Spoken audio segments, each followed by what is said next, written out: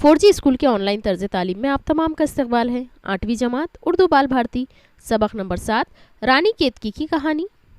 ये इसका पार्ट 2 है।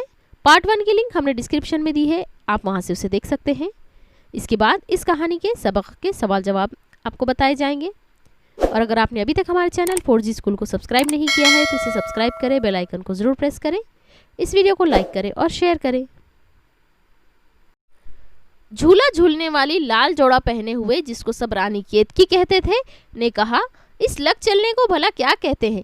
हक न धक, जो तुम झट से टपक पड़े, यहाँ से चले जाओ। तब इसने मसोस के मलोला खा के कहा, इतनी रुखाइयाँ ना कीजिए, मैं सारे दिन का थका हुआ एक पेड़ की छाह में उसका बचाव करके पड़ रहूँगा। बड़े तड़के धुंधलके में उठकर जिधर को मुँह पड़ेगा चला जाऊँगा। कुछ किसी का लेना देना नहीं। एक हरनी के पीछे सब लोगों को छोड़कर घोड़ा फेंका था। जब तक उजियाला रहा उसी के ध्यान में था। जब अंधेरा छा गया और जी बहुत घबरा गया, इन अमरियों का आसरा ढूंढकर यहाँ चला आया हूँ। कुछ रोक टोक तो इतनी ना थी, जो माथा ठनक जाता और रुक रहता, सर उठाए हाँफता हुआ चला आया। उस नौजवान ने कहा कि मैंने एक हिरन के पीछे अपना घोड़ा दौड़ाया था और इसलिए मुझे ध्यान नहीं रहा, मैं रास्ता भटक गया।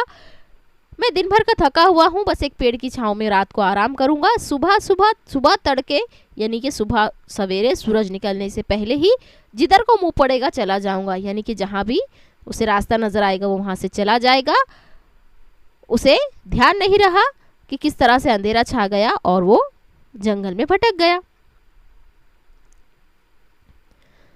ये बात सुनकर वो लाल जोड़े वाली ने कहा, हाँ जी, बोलियां ठोलियां ना मारो, उनको कह दो जी चाहे जहाँ जी चाहे अपने पड़ रहे और जो कुछ खाने पीने को मांगे सो उन्हें पहुँचा दो। घर आए को किसी ने आज तक मार नहीं डाला। उनके गाल तमतमाए, होठ पपड़ाए और घोड़े का हाँफना और जी का कांपना और निढाल होके गिर पड़ना इनको सच्चा करता है। बात बनाई हुई कोई छुपती है, पर हमारे और इनके बीच में कुछ ओट सी कपड़े लत्ते की कर दो। इतना आसरा पाके सबसे परे कोने में जो 5-7 छोटे छोटे पौधे से थे, उनकी छाह में कुंवर उदय भान ने अपने बिछौना किया और कुछ सिरहाने धर के चाहता था सो रहे, पर नींद कहाँ आती थी। पड़ा अपने जी से बातें करता रहा। उदय भान की हालत देखकर रानी केतकी ने कहा कि ठीक है, इनकी बात सच में सच्चाई है, क्योंकि उसके होठ, उसके गाल और उसका कांपना, उसका निढाल होके गिरना और घोड़े का भी हाँफना, ये बात बयान करता है कि वो जो कह रहा है शख्स ये बिल्कुल सही होगा। इसीलिए उसे रात को रुकने की इजाज़त दे दो और फिर उनके दोनों के बीच में जो है कुछ एक कपड़े की ओट यानी कि जैसा आसरा कर देना या पर्दा कर देना। और इसके बाद उसने अपना बिछौना किया और वहाँ पर वो सोना चाह रहा था, मगर उसे नींद नहीं आ रही थी। पड़ा अपने जी से बातें करता रहा। यहाँ पर ये सबक मुकम्मल हुआ है। आप विकिपीडिया से रानी केतकी की पूरी कहानी ज़रूर पढ़ें, इंशाअल्लाह खाइंशा इसके मुसन्निफ़ है। इसके आगे क्या हुआ और किस तरह से ये कहानी बढ़ी है, ये आप विकिपीडिया पर ज़रूर पढ़ें।